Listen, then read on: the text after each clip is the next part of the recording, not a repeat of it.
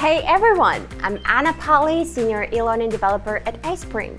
Welcome back to my eLearning Crash Test series.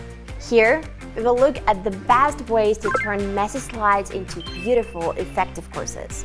As usual, I will share a couple of simple techniques, but don't take much time or effort. Today, we are tackling one of the biggest issues I see in online courses: visual chaos. You know that feeling when the slide looks busy, but you can't tell why? Text overlaps images, backgrounds are too bright, and everything's fighting for your attention. It's exhausting, and we don't want to overwhelm learners. I will show you how to deal with this chaos right inside PowerPoint. I will also use one of my favorite secret weapons in course design, the content library inside the iSpring suite offering tool. It's packed with ready-made icons, characters, objects, and backgrounds. With just a few smart tweaks, you can completely change how a slide feels and performs. Alright, let's jump right in. Today's course focuses on organizing meetings the right way. Let's look at the title slide. Right off the bat, I can say it's a bit much. Here are a couple of problems I see. The text bubble covers part of the main illustration. The background is overloaded with detail. Plus, there's a strange mix of hand-drawn and photorealistic elements. And the character?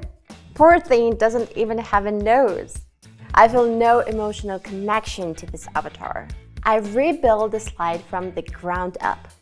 Can you see the difference? First, I used a clean background from the content library. Slightly blurred right in PowerPoint to tone it down.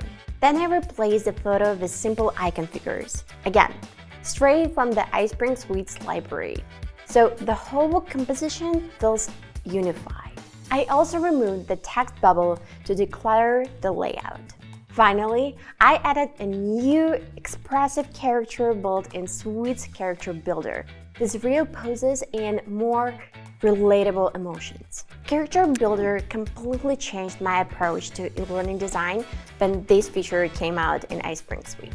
It's just a great way to add personality and realism to your courses without relying on generic stock photos or hiring illustrators. You can adjust every detail like outfit, expression, pose, and even body language. Your characters will support the story you are telling. And since everything is built right inside iSpring Suite, it takes minutes. Honestly, once you start using Character Builder, it's hard to imagine designing without it. Alright, now the title slide feels modern, balanced, and human. Let's move on to the next one. This one has everything everywhere. Speech bubbles, theory blocks, and zero visual hierarchy. You can tell what to read first and what's the fastest way to lose a learner's attention. It's just scaring me away. Let's fix that. Here's what I did. I applied a simple rule. One slide, one idea. In other words, I split the content. Theory on one slide, tips on the next. It's easier to guide attention step by step. For example, here we're telling learners how to make a list of meeting details. I also dimmed the background and built a small office setup using ready-made objects from the content library: a chair, a desk, and a monitor. It supports the overall theme of the course. I added a pop-up window with a clear call to action button that immediately draws the eye. To engage learners further, I used a cursor icon from the library to show where to click next. It's like the character just received a notification, something we experience daily. So it adds to relatability. And now I'm easing into a mini roleplay through this notification. The learner easily understands what they're about to do thanks to the pop-up assignment window. This is where the character builder comes in handy again. I added a second character to bring life to the dialogue practice. Different poses and smooth animations keep the learner watching instead of drifting off. Clear navigation supports the flow. So the bottom line here is, Don't be afraid to split bulky slides into several clearer ones. Give each idea enough space to breathe. Then learners aren't overwhelmed, they actually retain more. Think of it like pacing a conversation. One clear thought at a time always lands better than 5 competing for attention. Okay, moving on. The next slide tries to show a scenario but ends up being a mess. Too many visuals, and the key action gets completely lost. It definitely needs some cleaning up. The character's pose now changes as the story unfolds to show movement and intent.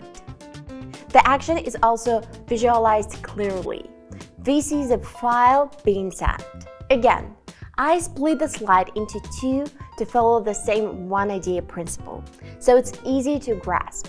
And a bit of animation leads the learner's eye to exactly where the interaction happens. Now everything's dynamic, simple, and easy to follow.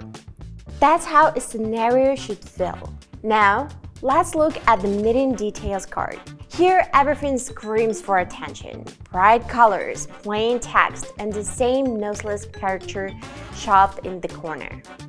The most important message gets buried. The reorganized slide looks much better. I turned the plain text into a neat table so it's structured and readable.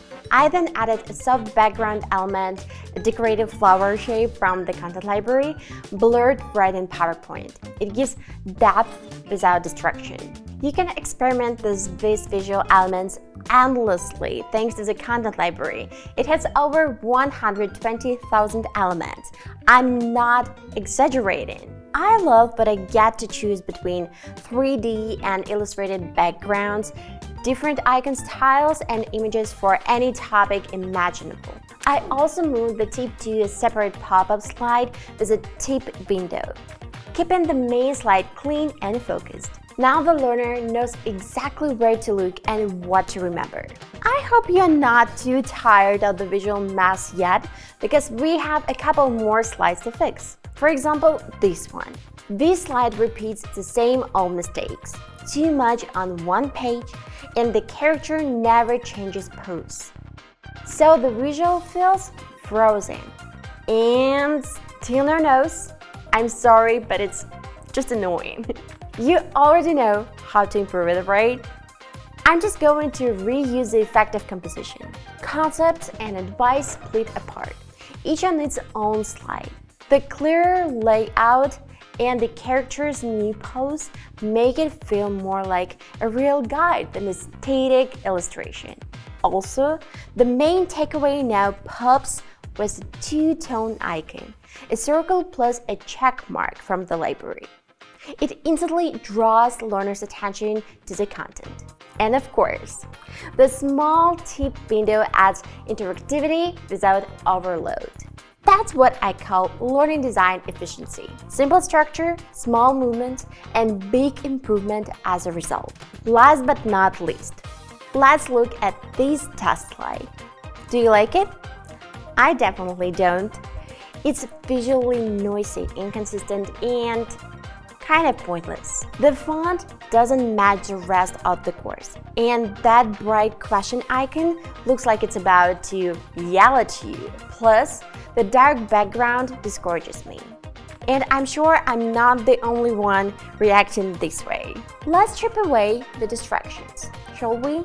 First, I removed the unnecessary character to reduce cognitive load. It's just not needed here. Then, I matched the font and color palette to the rest of the course. And I just simplified everything, so the question itself takes center stage. This way, learners focus on thinking, not guessing where to look for the key info. Look at the use of the bell icon I took from the content library.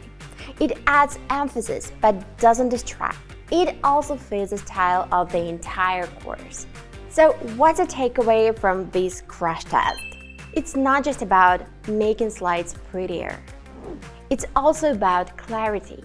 Every color, every icon, every background has a job. to support the learner's focus. And this iSpring Suite's content library is incredibly easy to keep that focus. Everything you need, like characters, icons, objects, and even office backgrounds, is already here.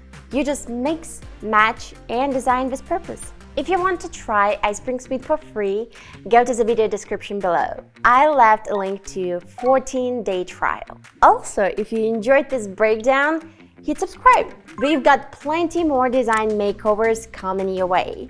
Speaking of which, if you've got a course that's visually all over the place, send it in. Maybe it will be the next one we crash test together. I'm Anna Polly, thanks for watching, and see you in the next episode.